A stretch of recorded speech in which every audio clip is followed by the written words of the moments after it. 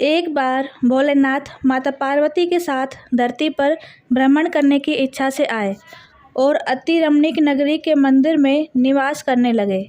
एक समय माता पार्वती और भगवान भोलेनाथ एक खेल चौसर खेलने लगे। उसी समय मंदिर का पुजारी ब्राह्मण मंदिर में पूजा करने आया। माता पार्वती ने पुजारी से प्रश्न किया, पुजारी जी बताओ, इस बाजी में हम दोनों में से कौन जीतेगा? ब्राह्मण बिना विचारे जल्दी से बोल उठा कि महादेव की जीत होगी। थोड़ी देर में बाजी समाप्त हो गई और माता पार्वती जीत गई। माता पार्वती को बहुत गुस्सा आया और ब्राह्मण को झूठ बोलने के अपराध के कारण ब्राह्मण को कोढ़ी होने का श्राप दे दिया। पुजारी को कष्ट भोगते हुए जब बहुत दिन गुजर गए, तब एक दिन देवलोक की अप्सराएं शिवजी की पूजा करने के लिए उस मंदिर में पधारी। पुजारी के कोढ़ के कष्ट को देखकर उन्हें बड़ी दया आई। उन्होंने उससे रोगी होने का कारण पूछा। पुजारी ने निसंकोच सारी बातें बता दी। वे अप्सराएं बोली, हे पुजारी, अब तुम अधिक दुखी मत होना। सावन सोमवार का व्रत भक्तिभाव से करो। अप्सराओं ने पुजारी को विधि बताते हुए कहा कि सोमवार को भक्तिभाव से व्रत करो, साफ वस्त्र पहनो, संध्या व उपासना के बाद आधा सेर गेहूं का आटा लो और उसके 3 भाग कर लो। घी, गुड़, दीप, नैवेद्य, पूंगीफल, बेलपत्र, जनेऊ जोड़ा, चंदन, अक्षत, पुष्पादि से प्रदोष काल में भगवान शिव की पूजा करो। उसके बाद 3 भागों में से 1 भाग शिवजी को अर्पण करो। बाकी 2 शिवजी का प्रसाद समझकर उपस्थित लोगों में बांट दो और आप भी प्रसाद समझकर खाओ। इस विधि से 16 सोमवार व्रत रखो। 17वें सोमवार को 5 सेर पवित्र गेहूं के आटे की बाटी बनाओ। उसमें घी और गुड़ मिलाकर चूरमा बनाओ।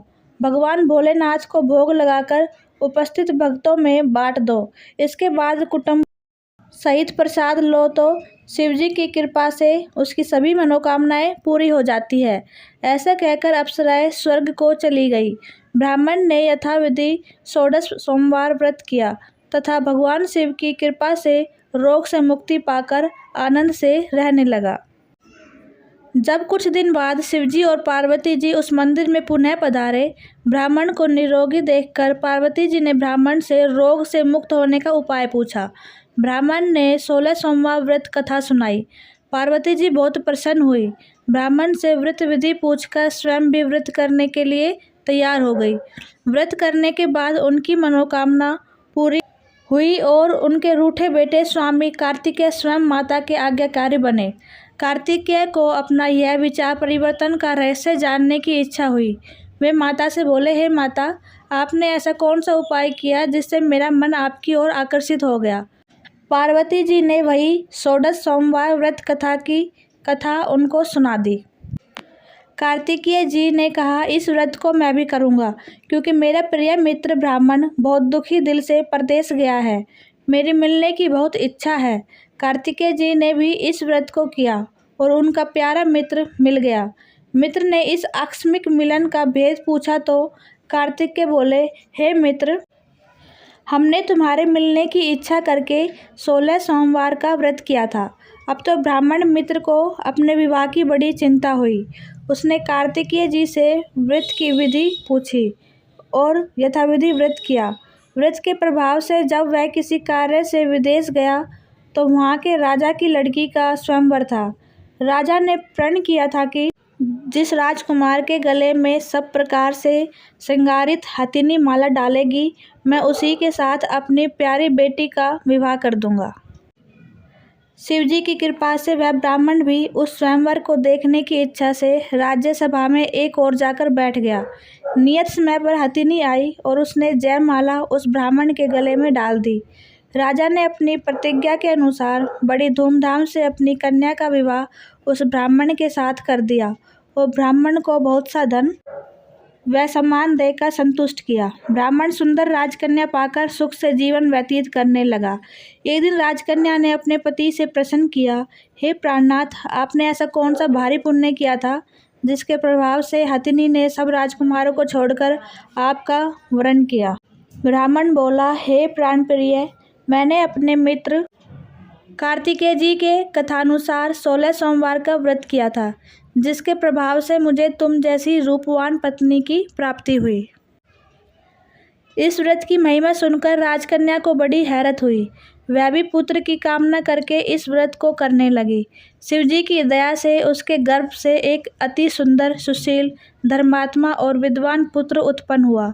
माता और पिता उस देवपुत्र को पाकर अधिक प्रसन्न हुए और उसका लालन पालन अच्छी प्रकार से करने लगे। जब पुत्र समझदार हुआ तो एक दिन उसने अपनी माता से प्रश्न किया कि हे माँ, तुमने कौन सा व्रत और तप किया है जो मेरे जैसा पुत्र तुम्हारे गर्भ से उत्पन्न हुआ। उसकी माता ने 16 सोमवार की व्रत कथा पुत्र को बताई। पुत्र ने सब तरह के मनोरथ पूरे करने वाले इस सरल व्रत को सुना तो वह भी राज्याधिकार पाने की इच्छा से हर सोमवार को यथाविधि यह व्रत करने लगा। व्रत शुरू करने के बाद एक देश के वृद्ध राजा के दूतों ने आकर उसको राजकन्या के लिए वरण किया।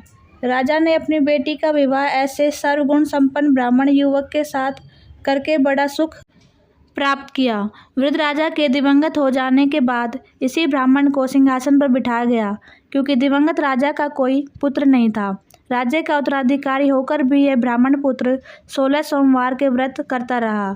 जब 17वां सोमवार आया तो विप्रपुत्र ने अपनी प्रेतमा से पूजन सामग्री लेकर शिव पूजा के लिए शिवालय में चलने को कहा, परंतु उसकी पत्नी ने उसकी आज्ञा की परवाह न की।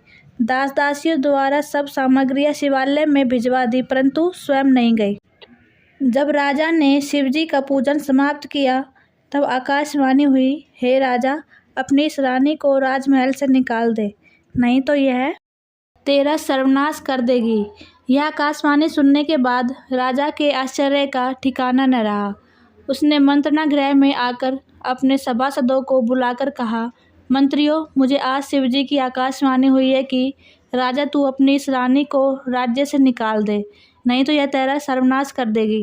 राज्य के मंत्री और सभासद आदि सब विस्मय और दुख में डूब गए, क्योंकि जिस कन्या के कारण उसे राज्य मिला था, राजा उसी को निकालने की बात कह रहा था। यह कैसे हो सकता था? पर राजा ने मंत्रियों की परवाह नहीं की। उसने अपनी पत्नी को राजमहल से निकाल दिया। फिर रानी दुखी हृदय से भाग्य को कोसती हुई राज्य से बाहर चली गई। बिना परित्राण, फटे हुए वस्त्र पहने, भूख से दुखी हृदय से भाग्य को कोसती हुई चली जा रही थी कि उसकी अचानक एक करुण बुढ़िया से भेंट हुई, जो सूत काट कर बेचने जाती थी।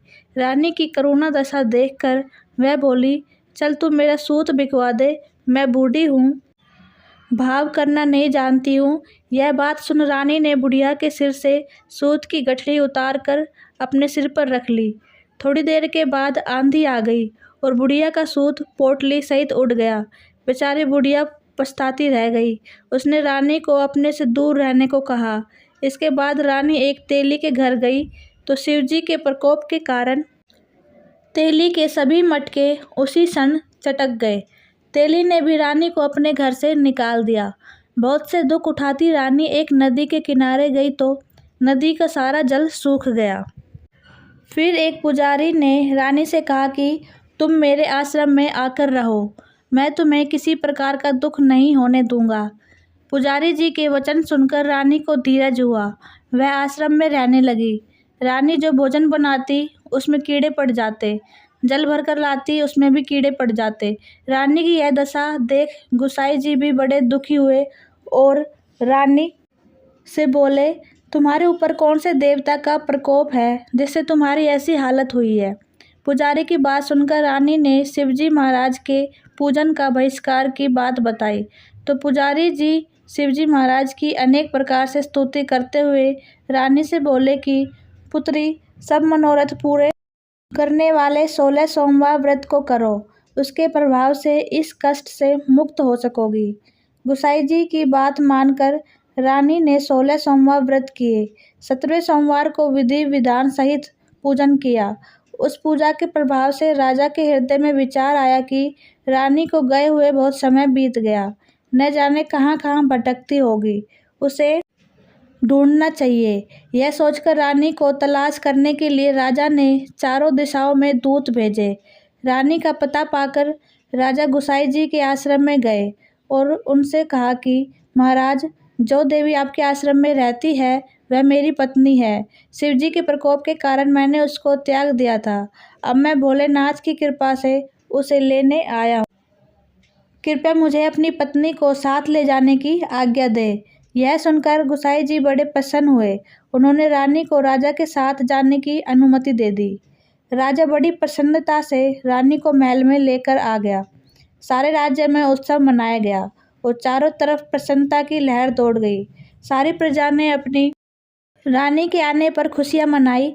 राजा और रानी फिर नियम पूर्वक 16 सोमवार के व्रत का पालन करते हुए बहुत समय तक आनंद पूर्वक भूलोक पर निवास करते रहे। अंत समय में दोनों को मोक्ष की प्राप्ति हुई। इस प्रकार जो मनुष्य 16 सोमवार के व्रत को श्रद्धा पूर्वक करता है, उसकी सभी मनोकामनाएं भगवान शिव जी की कृपा से पूर्ण होती है और उसे मोक्ष की प्राप्ति होती है। तो सारे मिलकर बोलेंगे हर हर महादेव। अगर आप महादेव के सच्चे भक्त हैं तो मेरी वीडियो को लाइक करें और मेरे चैनल को सब्सक्राइब करें। देखने के लिए आपका बहुत बहुत धन्यवाद।